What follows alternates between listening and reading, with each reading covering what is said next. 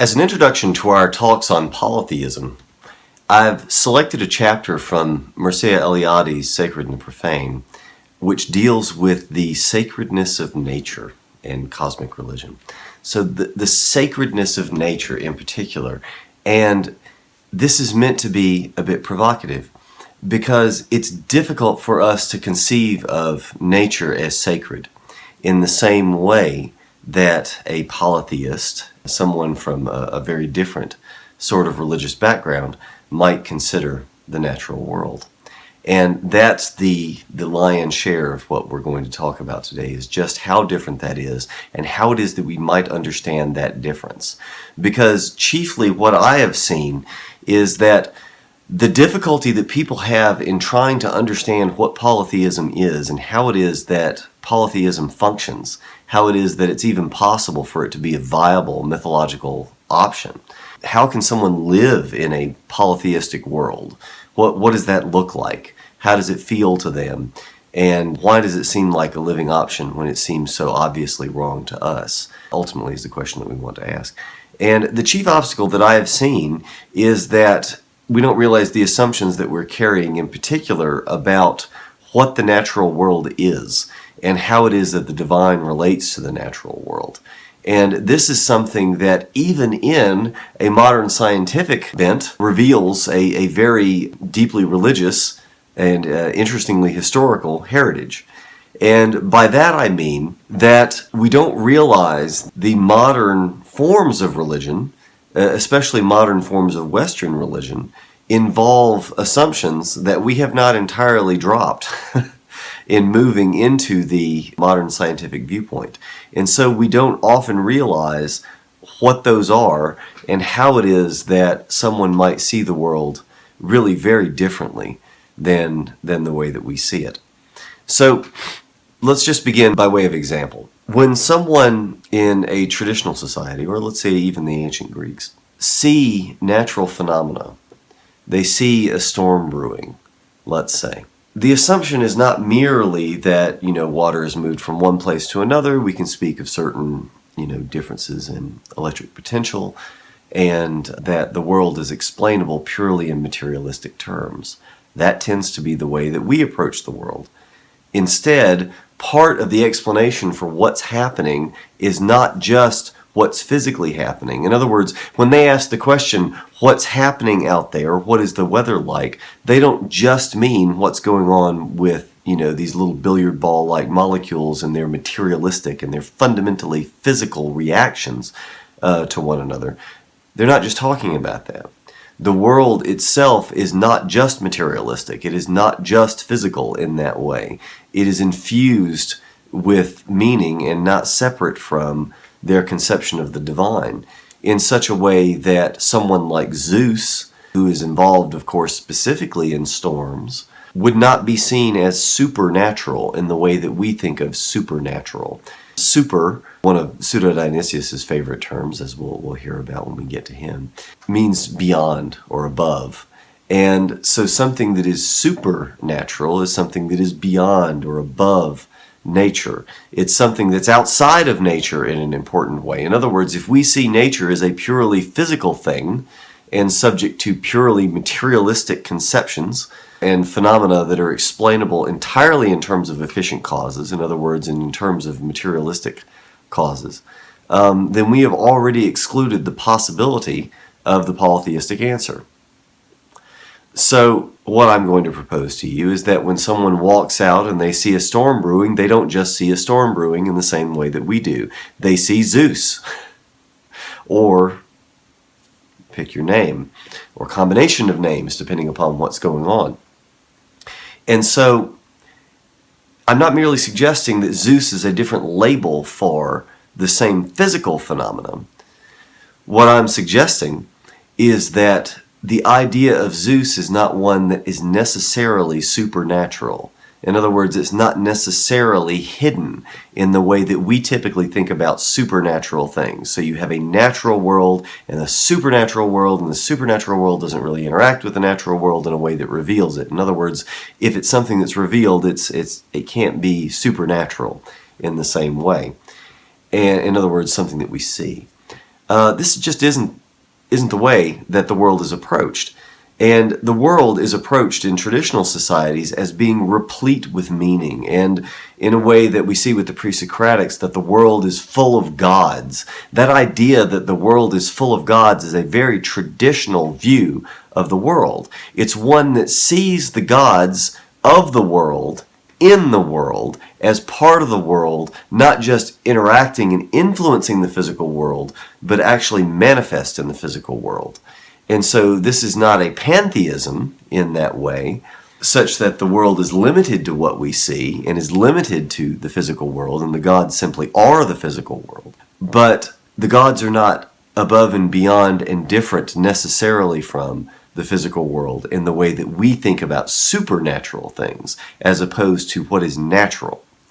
So when someone walks out and sees a storm in a traditional society, there is no need for belief that this particular God is involved, because I can simply look out there and see there is that God. There is not the totality of that God necessarily, just as Zeus's thunderbolts are not Zeus, but the manifestation is something that is indubitable, and it is something that is connected in a very intimate way. And this is why we see in traditional societies frequently the names for physical phenomena are the same as the names for the gods themselves. And so the gods themselves have names that are the things. And so you don't have as much of a stretch. I think we get this a bit more when we hear translations of Native American myths. The translations translate the names themselves in addition to the remainder of the words. And so we might hear about the All-Father, or we might hear about, Little Blue Boy, or we might hear about Spider Woman, or we might hear, whatever it is. They're very literal and very prosaic names. I mean, Spider Woman. We don't do this with the Greeks, and it's not clear why. So when we talk about spiders in the Greeks, we might talk about arachne. We could translate it. We don't, but we could. And in the same way, mnemosyne, and perhaps the reasons for not translating that are simply because it's a beautiful name, but mnemosyne in Greek means memory. And so the word for memory is indeed the goddess of memory. And so there's not this divergence where we have a name that is associated with a particular thing, and those are very different. No, the name and the thing often are precisely the same word. And so we get this a bit more, like I said, in listening to Native American myths. And it creates a curious effect, I think, when we hear more direct translations of the name. Now, for instance, with the ancient Greeks, Zeus, that's a name that we can follow, we can trace, back directly into history in terms of, Proto-Indo-European and beyond, and until we get to Jupiter. Now, Jupiter and Zeus do not sound like the same name at all. But in fact, Jupiter is simply Zeus with an additional suffix, effectively. So, Dieu, Deus, Zeus. There is the God portion of it, the divine, because that's ultimately what that root traces to, and pater, Father. So the divine Father. It would not be as interesting, I think, or it would at least have a very different effect when we listen to stories about Jupiter to instead call him the Divine Father or the All-Father or something of the kind. It has a very different ring to it. So anyway, open question why it is, and if someone can find out why it is that we do that, that would indeed be something very interesting to know. So, a couple of other things with Eliade. When you walk out into the world, you experience the supernatural not as supernatural, but the world is infused with the divine, infused with meaning. As well, when you walk into the temple, you cease to be a man. This is what he says on page 119. And so when one walks into the sanctuary, one ceases to be the same man. Now, this is part of the narrative of archetypal versus historic. the diachronic versus synchronic. When we are concerned with the archetypes, the paradigms, the outside of time ideas of Plato's forms, then that is a separate world in some way than the ephemeral, the contingent, and the local, dying and being born and becoming, the world of change, the world of becoming. And so when one enters the sanctuary, one moves toward the archetypal. And so one ceases to be a man, in other words, one ceases to be the particular person that you are, and becomes something greater, something archetypal at that time. Now, another interesting idea that Eliade points to, and I won't pretend to fully explain this phenomenon by any stretch of the imagination, it's still very much an open question why this happens, but it's the idea of the Deus otiosus, or the Dei otiosi.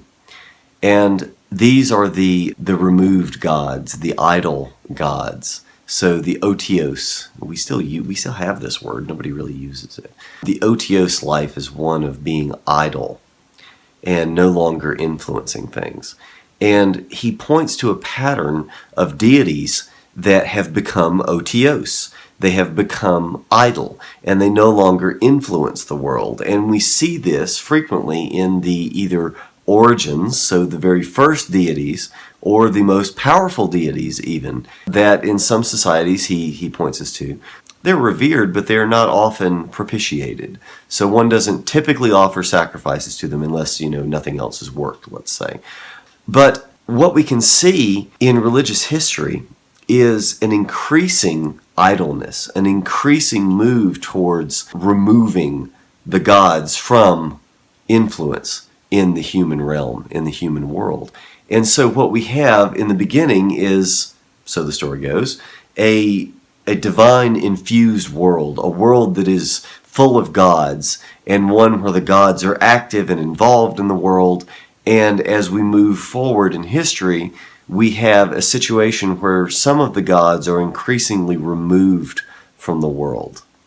And they are no longer really influencing the world. They're no longer very, very interesting with respect to the stories. They're not talked about as much in myths.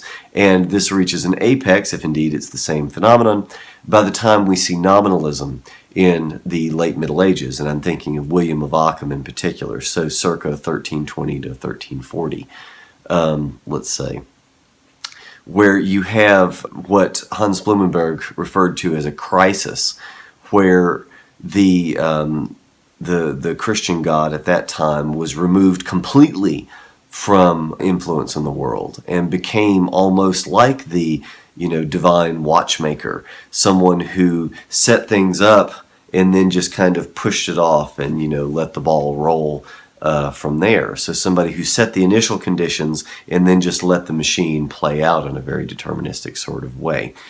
And that had some, according to Blumenberg, particularly serious repercussions with respect to the viability of Christianity. Whether or not we can buy into that story is not entirely clear, but he is of course right that there was a talk of God being removed from the world at that point. In other words, standing at a remove from it, standing at a great distance from the world, and less able to be thought of as influencing or interested in particular details of the world. And so perhaps this represents one extreme. Nevertheless, it's related to the Deus otiosus concept, and correspondingly the Deus absconditus concept, which means the hidden God.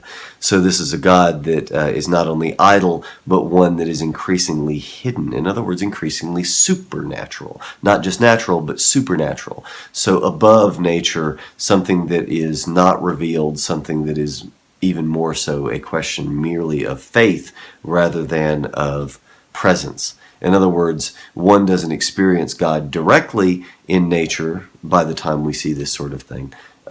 So a truly hidden God is one that is not going to be experienced directly, but one that one must have faith in, and one must infer maybe the existence or influence of in various ways. So that's a very different sort of conception of deity than we get in primitive well, primitive, savage, polytheistic, whatever your term is, it's impossible to avoid some kind of pejorative meaning, unfortunately. Primitive has the advantage, at least, of implying it being early.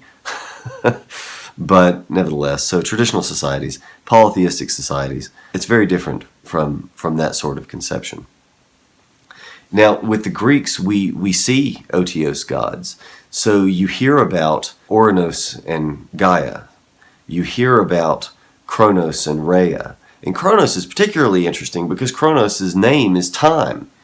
And so the idea that we have this succession, a couple of generations of gods that are otios, that are idle.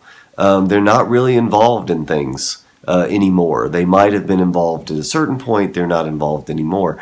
And that has some implications, perhaps, that are worthy of study, and certainly worthy of thought, of why it is that those gods and those particular conceptions, and time in particular, might be involved in that way. Something that is now otios. What does it mean for time to be an otios god in ancient Greek mythology? I don't know. I'm not sure that I have the answer to that one, but it is at least worth knowing. It's at least worth observing that did happen.